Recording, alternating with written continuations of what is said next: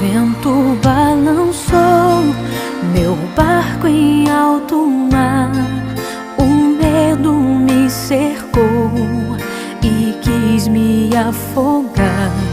Mas então eu clamei ao Filho de Davi. Ele me escutou, por isso estou aqui. O vento ele acalmou, o medo repreendeu.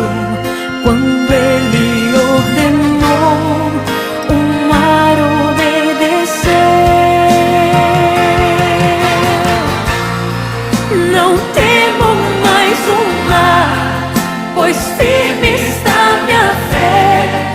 No meu barquinho está Jesus de